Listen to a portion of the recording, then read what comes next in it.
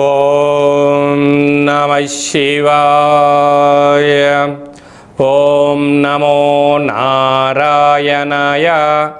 నరదృష్టి నివారణ కాల భైరవాయ నమో నమః. హరి ఓం. మా ఛానల్కి స్వాగతం. చూస్తున్న వీక్షకులకు ప్రేక్షకులకు ప్రియ కాల భైరవ భగవద్బంధులకి స్వాగతం పలుకుతూ మమ్మల్ని ఎంతగానో ఆదరిస్తూ ఉండబడినటువంటి ప్రియ సోదర సోదరీమణులకు, జ్యోతిష్య అభిమానులకు, సనాతన ధర్మ సంరక్షణ అందరికీ కూడా వైశాఖ మాస పూర్ణిమ శుభాకాంక్షలు. విశేషమైనటువంటి ఈ వైశాఖ మాసంలో పూర్ణిమ గగనంలో ఆకాశంలో ఎంత వెలుగు ప్రసాదిస్తుందో, అలాగనే శ్రీ లక్ష్మీ సమేత నవనారసింహ స్వామికి ఆశీస్సులు అందరిపైన ఉండాలని, అందరినీ చల్లగా చూడాలని కోరుకుంటూ మనసారా ఆశీర్వచనం. ద్వాదశ రాశుల్లో గ్రహ గమనాలు వీక్షింపచేద్దాం. 1/5/2026 నుండి 15/5/2026 వరకు ద్వాదశ రాశిలో గ్రహ గమనాలు వీక్షింపచేద్దాం. మేషరాశిలో ఏడాది తర్వాత రవి భగవానుడు సంచార స్థితి, అక్కడే బుధ సంచార స్థితి, బుధాదిత్య రాజయోగము మరియు శుక్రుడు స్వక్షత్రకారకుడు వృషభ రాశిలో, మిథున రాశిలో దేవగురు బృహస్పతి సంచార స్థితి, సింహరాశిలో కేతు సంచార స్థితి, కుంభరాశిలో రాహు సంచార స్థితి, మీనరాశిలో కుజుడు మరియు శని భగవానుడు సంచార స్థితితో ద్వాదశ రాశుల్లో గ్రహ గమనాలు ఈ విధంగా ఉన్నాయి. వృశ్చిక రాశి వారు తస్మాత్ జాగ్రత్త. ఎన్నడూ లేని విధంగా పంచమ స్థానంలో కుజశనుల కలయిక, షష్టమ స్థానంలో రవి బుధుల యొక్క సంచార స్థితి రెండూ అనుకూలం కాదు అని చెప్పి గమనించాలి. వృశ్చిక రాశిలో ఏ ఏ నక్షత్రాలు వస్తాయి అనగా విశాఖ నక్షత్రంలోని చివరి పాదం 4వ పాదము, అనురాధ నక్షత్రంలోని 4 పాదాలు, జ్యేష్ఠ నక్షత్రంలో 4 పాదాలు కలిపితే వృశ్చిక రాశి. రాశాధిపతి కుజ భగవానుడు. వీరికి అర్ధాష్టమ రాహు అనుకూలంగా లేదు. సంతాన స్థానంలో ఏడాది తర్వాత కుజశనుల కలయిక, రుణరోగ శత్రుకారకుడు కుజుడు, ఆయుకారకుడు ప్రాణదాత శని భగవానుడు, ధర్మ ప్రదాత న్యాయ నిర్ణేత. 6వ స్థానంలో ఆరోగ్యకారకుడు, ఆత్మకారకుడు, పితృకారకుడు రవి. ఈ 3 గ్రహాల సంచార స్థితి అనుకూలంగా లేదు. కనుక పెట్టుబడులు, ఆలోచనలు, కొత్త పనులు ఇలాంటి కాల సమయంలో ప్రారంభించకపోవడమే ఉత్తమోత్తంగా భావించగలగాలి. గ్రహస్థితి అనుకూలంగా లేనప్పుడు ఆధ్యాత్మికంగా ఉండడం, సత్ప్రవర్తనగా ఉండడం వలన ఆరోగ్యంగా ఉండడం, ఆనందకరంగా జీవితాన్ని ఏర్పాటు చేసుకోగలిగితే ధనం, సమయం, ఆరోగ్యం మీ సొంతమవుతుంది. కాకపోతే కలియుగ కాలంలో కాసు లేకపోతే జీవనం ఉండదు, ఆరోగ్యం లేకపోతే ఆనందం ఉండదు. కనుక ఈ రెండూ లేకపోతే మనిషి మనుగడనే ఉండదు.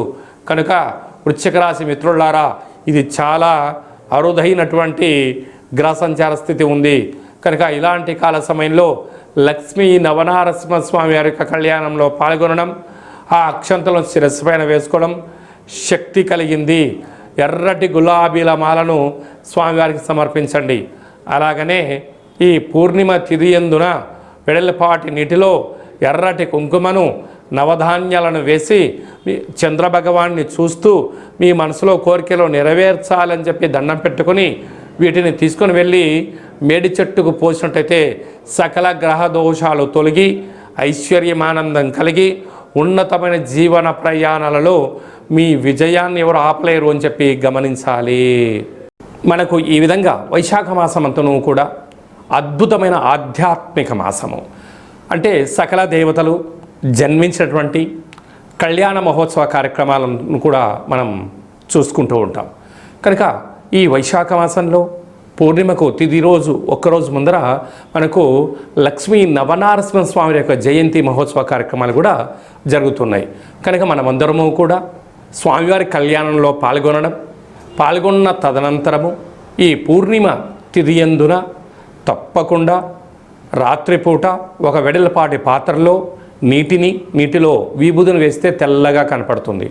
అందులో నుంచి చంద్రుని దర్శించగలిగినట్లయితే ఆ చంద్రుని చూస్తూ మీ కోరికలు కోరుకొని ఈ యొక్క సంపూర్ణమైనటువంటి చంద్రుడి దర్శనం చేసినటువంటి ఈ యొక్క క్షీరసాగరంతో సమానమైనటువంటి ఈ యొక్క విభూది జలాలను తలపైన చల్లుకున్నట్లయితే, తదనంతరం ఒక మామిడి వృక్షానికి పోసినట్లయితే అఖండమైన అష్ట కష్టాలు తొలగిపోయి అష్టైశ్వర్య ప్రాప్తి కలుగుతుందని చెప్పి గమనించాలి. మనము ముఖ్యమైన పండగల గురించి క్లుప్తంగా, సవివరంగా, సంపూర్ణంగా తెలుసుకుందాం.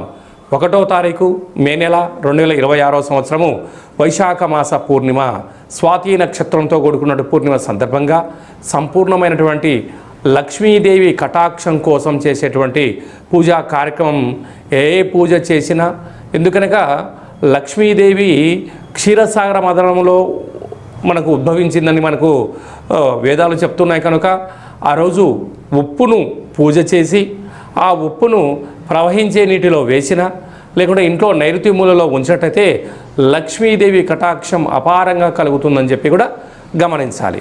10వ తారీఖున వైశాఖ మాస బహుళాష్టమి కాళాష్టమి కనుక కాళాష్టమి సందర్భంగా గృహంలో కాళభైరవ స్వామి స్మరణ ధ్యానము దీపం వలన సకల అష్ట కష్టాలు కూడా తొలగిపోతాయి. 12వ తారీఖున హనుమాన్ జయంతి కనుక మనకు రామతత్వానికి భక్తి తత్వానికి హనుమంతుడు స్వామివారే కనుక ఆ రోజు హనుమంతుల స్వామివారికి తమలపాకుల పైన శ్రీరామ శ్రీరామ అని రాసి 100 ఆకుల పైన సింధూరంతో రాసి ఆయనకు మాలను సమర్పించినట్టయితే సకల భూత ప్రేత పిచాచ సకల శనిగ్రహ దోషాలు సంపూర్ణంగా తొలగిపోతాయని చెప్పి గమనించాలి. అలాగనే మీ వ్యక్తిగత జాతకం తెలుసుకోవాలనుకుంటున్నారా? మీ యొక్క పేరు, పుట్టినటువంటి తేదీ, నెల, సంవత్సరం, పుట్టిన సమయం రాసి వాట్సాప్ ద్వారా పంపించగలరు. అలాగనే డేట్ ఆఫ్ బర్త్లో లేనటువంటి వారు మీ యొక్క పేరు, మీ యొక్క ఫోటోను వాట్సాప్ ద్వారా పంపించగలిగినట్లయితే గవ్వళ ద్వారా, రమణ శాస్త్రం ద్వారా, కాళభైరవ ఉపాసన చేత భూత భవిష్యత్ వర్తమానాన్ని తెలియజేయడం జరుగుతుంది.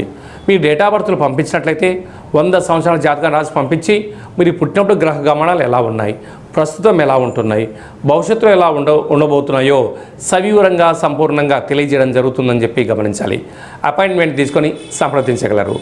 అందరికీ శుభాన్ని, జయాన్ని, ఐశ్వర్యాన్ని, ఆనందాన్ని ప్రసాదించాలని మనసారా ఆశీర్వచనం. శతమానం భవతి శతాయు పురుష సతేంద్రియ ఆయుష్యేవేంద్రియే ప్రతిష్టతి ధనం ధాన్యం బహుపుత్రలాభం శత సంవత్సరం దీర్ఘమాయు సర్వే జనా సుఖినో భవంతు లోకా సమస్తా సుఖినో భవంతు సర్వం కాళభైరవ దేవతార్పణమస్తు. హరి ఓం. ఈ వీడియో మీకు నచ్చినట్టయితే మా ఛానల్ని సబ్స్క్రైబ్ చేసుకోండి, లైక్ చేయండి. ఈ ఆధ్యాత్మిక భక్తి సమాచారాన్ని భగవద్బంధులకు, మిత్రులకు చేరవేసి హిందూ ధర్మాన్ని కాపాడండి.